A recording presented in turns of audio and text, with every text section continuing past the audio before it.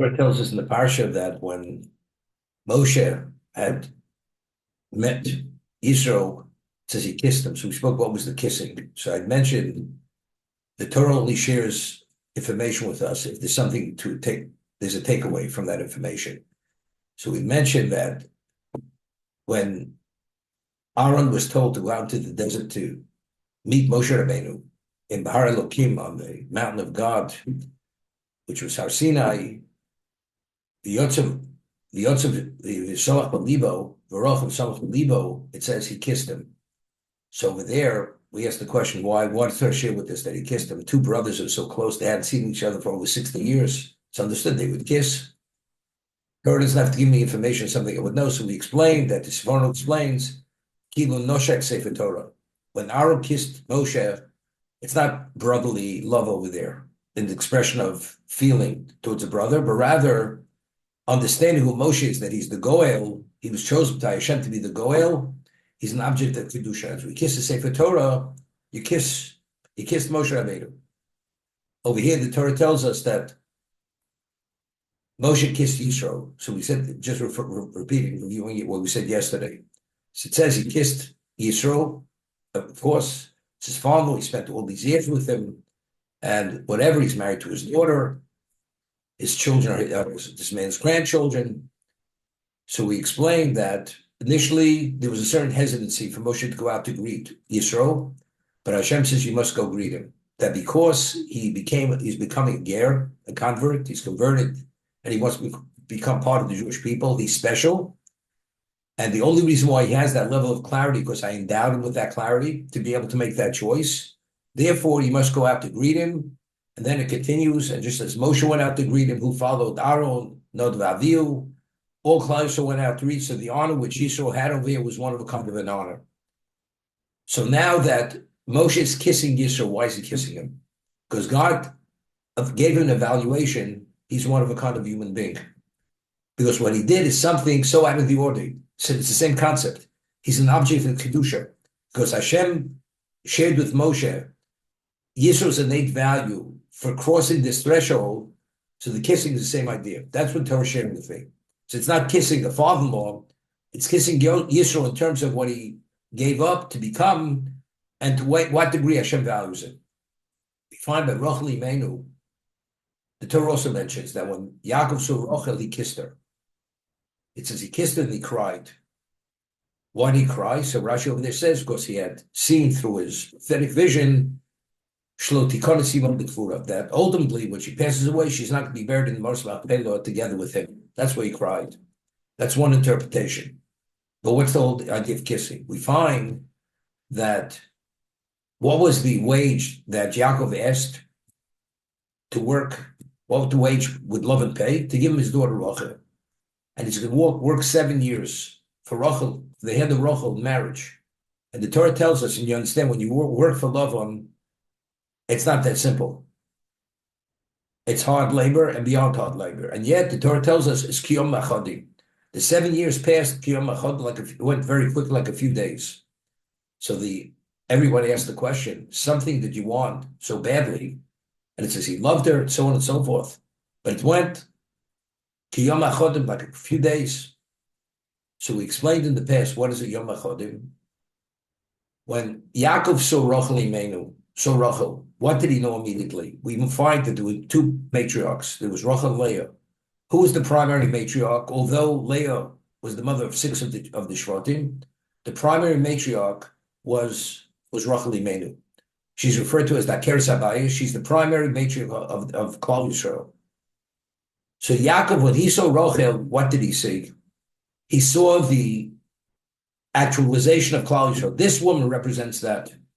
So the example I always give you, the equivalent, person doesn't have $1 to his name, and he's offered an opportunity to purchase $1 billion piece of real estate for $100,000. It's a lot of money. This man has nothing, but he's going to turn mountains to get that money because he's understanding what he's going to get for a pittance is something worth beyond anybody's imagination. 7 years, whatever it was of hard labor, anything. What you're paying for Rachel Imenu, for that hand, that she's going to become the patriarch and the primary matriarch of Klal Yisrael, it's Kiyom Echodim. It's like a pittance, what he's doing, regardless of how difficult it is. So when he saw Rachel Imenu, what did he see? He saw an object of Kedusha, that she's the woman who's going to be the mother of Klal Yisrael, the primary woman of Klal Yisrael. Golus, when the Jews go into Golus, the time of Bavel, and they pass by her grave, and she's going to come out of her grave, and Kol Barom and Nishma, and she's going to cry out, supplicate Hashem for the return of Klal Yisrael, and Hashem will respond, V'shavu bon l'gvulo. The Jews are going to return to their borders. This is the ultimate. So over there, what was the kissing? What was the kissing of love? Why did he love her? He loved her not because it was just physical, because this is Avashen Tli Bedover, because he understood the innate value of Rachel Imenu. That's again, it says Vayishak Lo. He kissed her for that reason. Same idea. It's an object of Kedusha. It's that concept. And those are the only three locations in the Torah, besides Esav, but in terms of, within this context, that it's an object of Kedusha, and to indicate that, we have by Moshe Rabbeinu, by Yisro, by Rachel Imenu, the three times that the Torah shares with us that he kissed, she kissed, whatever it is. The Torah tells us, "V'yisabet Moshe l'chosno iskol asher osa Hashem nefar b'Mitzrayim." Moshe had told over to his father all that Hashem had done to Paro and Mitzrayim, al oldest Yisrael, on behalf of the Jewish people, Eskolat Lo, Hashem Mitzosam, all the angst, the difficulties that came upon them, Baderech, what was on the derech, that's Krias Yam Suf, Bechemes Amalek, V'yatzilim Hashem, and Hashem saved them. So Rashi on Ches says something interesting. V'yisabem Moshe l'chosno, limshoch es libo l'karvon l'Torah. Why is he sharing all this information with him? To draw his heart, to bring him closer to the Torah. If you remember, Rashi at the beginning of the parsha said Yisro had 7 names. One of the names was Chovov. Why was his name Chovov? Shechtivik es Torah. Because Yisro endeared the Torah. What was the indication he endeared the Torah? Because he's willing to give up all his glory in Midian, to go out into a desert, to become part of the Jewish people, to receive the Torah. So what was the motivation? What was the impetus to give up everything to go to the desert? His love for the Torah. And the Torah, and as we know that a name quantifies a person, so what's the quantification of Yisro? His Chovov. Chovov means Shechiv v'Sat Torah. So if he already was Shechiv v'Sat Torah, why did Moshe Rabbeinu have to share with him all the events, what transpired, how Hashem saved us, l'karvon l'Torah, to bring close to Torah? That he came out, it was indication he already was there. What's limshach liba l'karvon l'Torah? That's the question that bothered me. Discussed the two words in Hebrew. There's sipur and there's haggadah. The mitzvah of the Seder is v'yigato levitcha. You should tell over to your son. And if you don't have a son, you tell it over to whoever's there. What transpired, the bondage, the redemption, in detail. That's the mitzvah of haggadah. V'yigato levitcha. So we explained, a story is called a story. It's the root of the word is mispar. When I tell a story, it's actually an accumulation of facts. So I'm telling you all the facts. There's a number of facts which paints the picture, which communicates what I'm sharing with you, the information. That's why it's called the sipur, because it's mispar. It's a number of facts which communicate and convey what I'm trying to convey to you. Haggadah, we explained, is much more than conveying facts. It's to share with you something that you'll be touched with. I'm sharing. It's something unique. It's communicated, and the information is something unique that you're touched by it. That's Haggadah. The Yigato L'Vincha, what's Yigato L'Vincha at the Seder? It says, although we've reviewed this year in, year out, Chayav Odom Liris Esatzvo Kilu Hu Yotzim Mitzrayim. We said it the same. The obligation of Haggadah is that we have to relive it as if we personally were actually the beneficiaries of leaving Egypt. We know everything. We know the story. And it tells over the story of Rebbe Akiva and his colleagues, where they definitely knew the story in detail. But they reviewed it, and they were immersed in it, And you, of course, you have to experience this as if you left Egypt yourself. So that's Haggadah. And the more you're able to communicate in that context, that it's something novel and new, as if you never heard it before, then you will experience as if you were there yourself. That's Haggadah. That's Vigadah Levincha. But the mitzvah is Sipur Yitzchak. Sorry, it's called Sipur, but the Sipur has to be in a manner of Vigadah Levincha. It's a story, but the story has to be communicated Vigadah Levincha. So over here it says Vayesape Moshe Lechosno. He told it over to us. He told it over. But what was the context which he told it over? It was the context of Vigadah Levincha. He shared it with Yisro in a way as if Yisro himself was actually experiencing what the Jews, as the Jews were beneficiaries, he could appreciate that context of being beneficiaries. As a result of that, it's Lakar Torah. It's a whole different experience. It's not just I heard. It's not I understand. It's a good deal. It's like you hear a good deal and you attract to the deal. When you do the deal, it's something that you couldn't imagine. That's how special it is. You come upon a level of realization. It's a level beyond your expectation. That's the Moshe Rabbeinu being there and knowing exactly how everything came about. Moshe Rabbeinu understood Yud-Kei Vav-Kei, which was never shared with the others, that he was able to communicate every aspect of the miracle, which nobody could communicate the way he communicated. So the V'yisaper of Moshe was the ultimate of Vigarato, and therefore was L'karva Torah for that reason. Okay?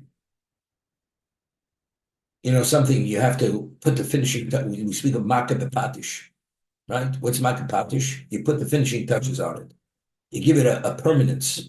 Moshe Rabbeinu had to give it a permanence. You're attracted, you understand, but you know, until you're there, even when you're there, you're not there yet.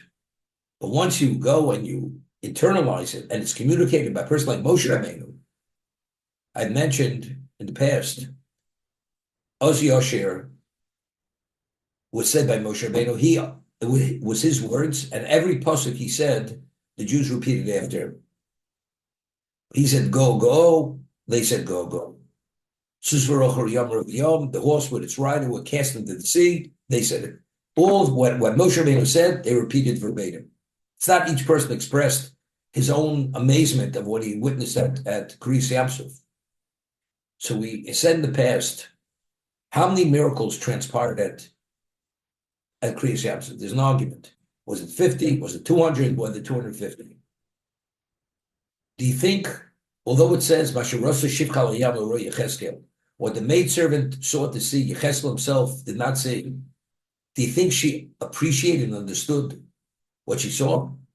She saw God's presence, but did she have an appreciation for what that was? The answer is no, she saw it. But to be able to internalize it and understand what she was seeing, she didn't understand what it was. And each Jew at his own level saw and was touched differently based on their spiritual capacity. Did anybody see the 250 miracles? The 250 miracles were taking place at the sea, but did anybody have a full comprehension and appreciation of 250 miracles? Who had the ultimate appreciation for that? Moshe Rabbeinu. Moshe Rabbeinu had that. So to be able to say shiur and articulate within an expression which touches upon all 250, who was the only one who had that capacity? Who had that capability? Only Moshe Rabbeinu. Therefore, Moshe Rabbeinu said the words and we repeated after words, because when we repeated his words, we were actually saying words which actually encompassed the 250 miracles. That's the shiur. We're giving thanks to Hashem and singing his praises for what he did, but how do you give praises? You don't even understand what he did. But by repeating Moshe's words, within those words, you're saying what Hashem actually did. That's what Moshe Rabbeinu first said the words, and we repeated the words after Moshe Rabbeinu. So the Yisapir, what Moshe Rabbeinu shared with Yisro, what happened, is the ultimate level of Vigarat Vintro. He was able to communicate in a way that Yisro was able to relive it, as if he was there. As a result of that, it's the Karva B'Torah, it's another level of bringing him closer to Torah itself.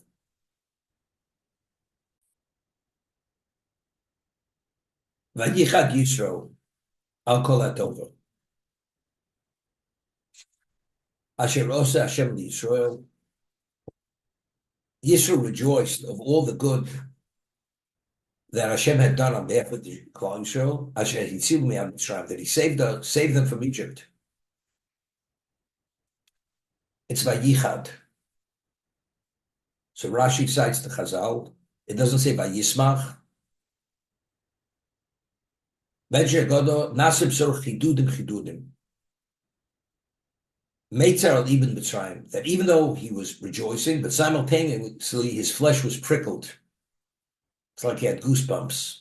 He was pained when he heard about the destruction of Egypt. Hainu Dami Inchi, quotes the word Sanhedrin, as people say,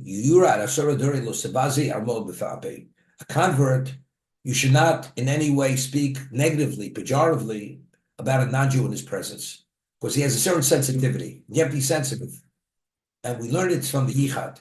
Although he rejoiced and everything else, nevertheless, there was a degree of what? Of pain that the Egyptians were destroyed because of the Jewish people. Now it's interesting. An obvious question. Initially, he heard what God did on behalf of the Jewish people. V'yishma Yisro. And that was the impetus, and that's what drew him into the desert. At that point, it doesn't say he rejoiced. Or it definitely doesn't say Vayichad. Vayichad is he was paying, as he rejoiced, he was paying simultaneously. Why now was he paying? He should have been paying before. This is no new news to him. That the Egyptians were destroyed and how they were destroyed, even though he didn't have that appreciation, but they were destroyed.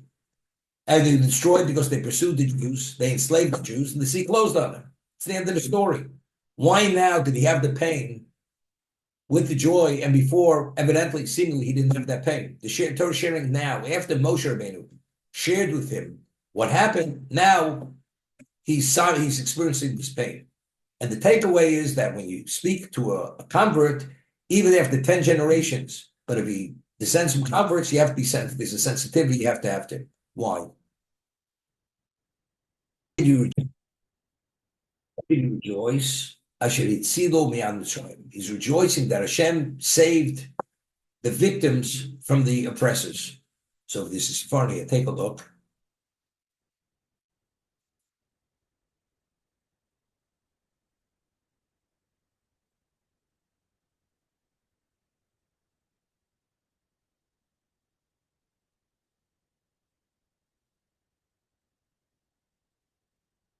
Second. Yisro kol atova. Now, lo somachal of the Mitzrayim, kiroi lemakane lukovet kono. His rejoicing here wasn't really appropriate. You hear this? Because the joy should have been rooted in that Hashem destroyed the Egyptians. Lemakane lukovet kono. A person like when Pinchas killed Zimri, why did he kill him? He avenged God's vengeance. Which means he should have rejoiced l'kovet kono, in honor that Hashem delivered the punishment. The emphasis should have been Hashem. As it says in the pasuk, the tzaddik rejoices when he sees God's actually vengeance taking place. This is a very important point. He rejoiced that the Jews were the beneficiaries of what happened. Rather than God, it was proven that God is the omnipotent one, and God is the one who actually dictates and determines everything. But he rejoiced that the Jews were the beneficiaries, as one has pity for the predicament of the oppressed. You hear what he's saying? So really, Yisro fell short. So with this, I think you're able to understand it. When he originally heard what happened, when does the non-Jew have pain? When the non-Jew is destroyed because of the Jew. That's when he's pained. When a non-Jew hears that God delivered his verdict, he's not pained. It's God. You believe in God? It's God's glory. God's glory has been magnified and established because God had shown his dominance over existence. But here he rejoiced that the Jews will no longer be oppressed because their oppressors were destroyed. So why were they destroyed? Because of the Jews. Once it's because of the Jews, it touches a raw nerve in the non-Jew. If it's a God, there's no raw nerve.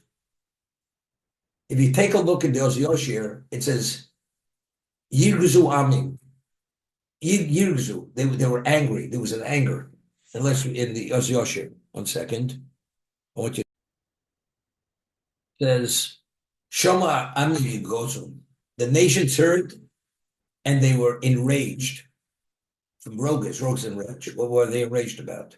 When they heard that the Egyptians were destroyed, Yirgozun, so Rashi says, Misragzin.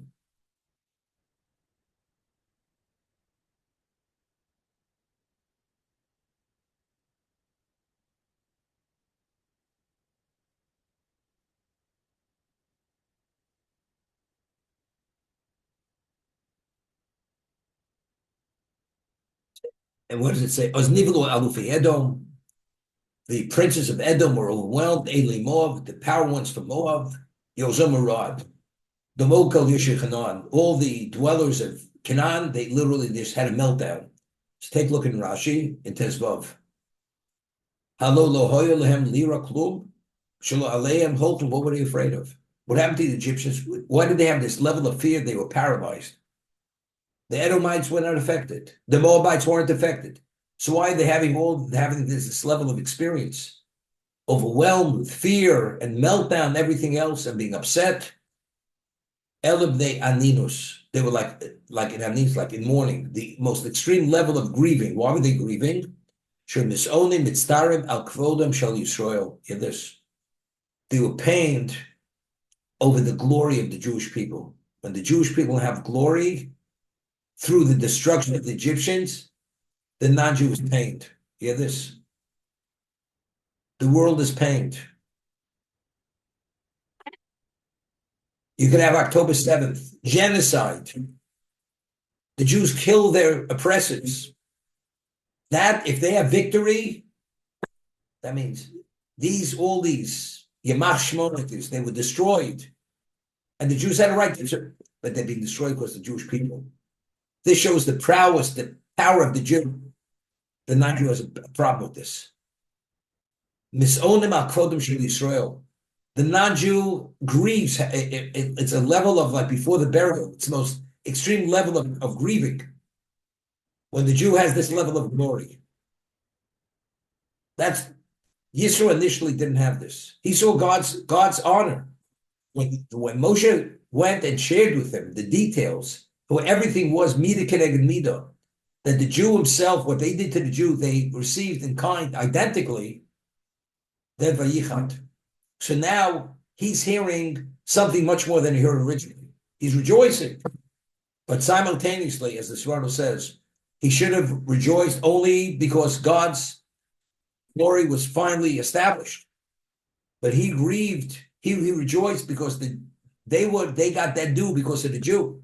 They were destroyed. When the non-Jew hears, the non-Jew pays the price because of the Jew, simultaneously has a problem with this.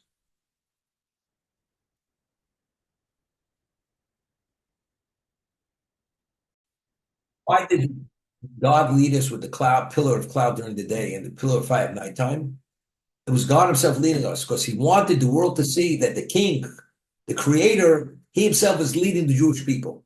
That's a special relationship. As a result of that the world, the nation world should esteem and honor the Jews and give them their due respect. So not only did they not give them the due respect, they murdered them and they killed them and they enslaved them. Just the opposite. Because again, but if God is leading them, the creator, what does that say about the Jewish people? They must be very special. No. They don't, they process it totally different. And as a result of that, they kill us, they torture us, and they enslave us. And that's Jewish history. Halochi, Esav Soni Liakov. Halochi. It's etched in stone, Esav Soni Liakov. So I always ask, what is a halochi? Say, Esav son of Yaakov. Akol kol Yaakov Yidan Be'esav. Esav son of, what do we need? Halachi. So Rabbi Shimon Choi is saying, just as we have halacha mishum Sinai, something ordained at Sinai, we have no idea why. Tefillah is square, tefillah are black, the straps have to be black. This is all halacha mishum Sinai. Why? Because that's the way it is. If you see a Edomite, any of these people, and it seems to be, they've changed. It's not what it used to be. Rav Shimon Choi says halachi. Regardless of the way you process it, the reality is Esav son of Yaakov. That will never change. Because of what Esav is, he's son of Yaakov. But it seems to be not that way. You're not seeing it right. The reality is the way Hashem said it at Sinai, halachi, Esav son of Yaakov. That's the reality. So regardless of what you show them, of course they have choice. But unfortunately, they see it through a jaundiced eye, and rather than seeing it, they rejoice to see the Jew special. They see we have no choice. We better not start up with them, because if not, the same thing would happen to the Egyptians will happen to us. Yisro, after hearing everything, Yisro says, Baruch Hashem she'itzilas miyad Mitzrayim miyad Paro. Blessed is Hashem that He saved you from the hand of Egypt and the hand of Paro. Asher hitzilo mitach yad Mitzrayim. That's interesting. I just noticed it. When Moshe shared with Yisro all that happened, it says, "V'yisabed Moshe chosnu eslasher osa Hashem li Pharaoh ula Mitzrayim." So first Paro is mentioned, and then Mitzrayim. Here, when he says Baruch Hashem, Hashem hitzlastem miyad Mitzrayim miyad Paro.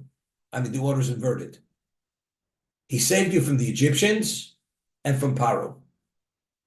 Why is it inverted? It should say the same thing. Asher hitzlastem miyad Paro miyad Mitzrayim.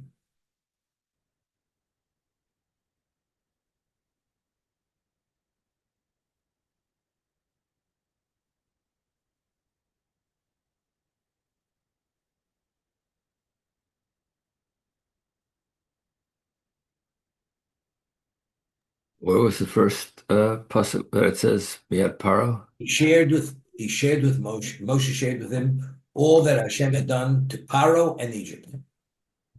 Right? And here it says, when he said Baruch Hashem, all that he had done, that he saved us from the Egyptians and from Paro. Why is the order inverted? Okay? So maybe Rashi sheds a little light on this. Rashi says, it was a very difficult people. The nation was very powerful, very difficult. And Paro Melech Kosher. The king was a difficult king. Okay? Meaning like this. When he shared with him what happened, what Hashem did to Paro, because Paro was the one who precipitated everything. He led it. He led the charge. And therefore, we find that even by the plagues, he was the first one to be affected, and the Egyptians subsequently. But in terms of where we were, why do we suffer? Whose hands did we suffer? The bondage was through the Egyptians. Because they were Ummah Kosher. They were a nation which had this impenetrable heart, and they could behave the way they behaved. He saved us from that difficult nation and a difficult king. The king without the nation is nothing. So the first thing is you have to have the people. He saved us. One is, what did he do? He did to Paro, he did to the Mitzrayim. That's the miracles and how they transpired. But in terms of who did he save us from, what was the main problem? The main problem was the people. Without the people, Paro, regardless of what he was, he couldn't have brought about what he brought about. But because the people was Ummah Kosher, and he was Melech Kosher, the combination itself brought it about. So he saved us from that combination. So maybe that's the reason why the order is inverted over here. We first speak about the people, then we speak about the king. Maybe. Why even talk about the king? It says, Genaihu LaMoshe u'Lashishim Ribo. It's something which is unbecoming to Moshe and the 600,000 Jews, that they did not say Baruch, and Yisro did say Baruch. The Jews never said Baruch. Yisro, when he heard all this, says Baruch Hashem. Blessed Hashem Shehitzel. Moshe closer never said Baruch. And it's the Gemara says Genayu. It's something unbecoming. So the question is, why not? Firstly, I asked the question. They said, Oz Yosher, could you be more articulate in Baruch than saying Oz Yosher? You're identifying everything Hashem did. Not to miss a nuance of what happened. So why isn't that on Baruch? I recognize what you did. So we said in the past, Baruch and recognition are two different things. You have a person who's married to a woman, and the wife is special, and she accommodates him hand and foot. And the wife says after the 25th anniversary, he buys her a gift, and his wife says to him, we're married 25 years. He never openly said, I love you. He says, but you know I love you. You know, we don't get into fights. You know I love you. Lahabdil. Saying it and knowing it is not, it's a different level. The Jews understood it couldn't have happened unless God did it. But there's one step above that. Where's the thank you? Blessed are you because they recognize that Hashem couldn't have without him. But where's the thank you? Where's the Baruch? They never said the Baruch. Yisro being the outsider, he said the Baruch. Now, what's the difference? We find the Jews continuously complained when they left Egypt. Because they felt, after seeing what Hashem did, how do you complain? There's no water, there's no food, there's no this. Hashem turned the world upside down that he never did before.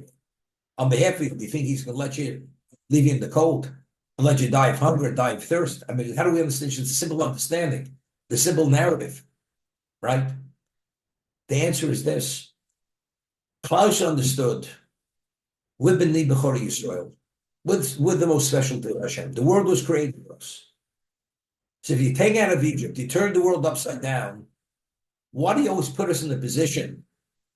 You traumatize us, and after you traumatize us, at the last moment, you pull us out of the brink.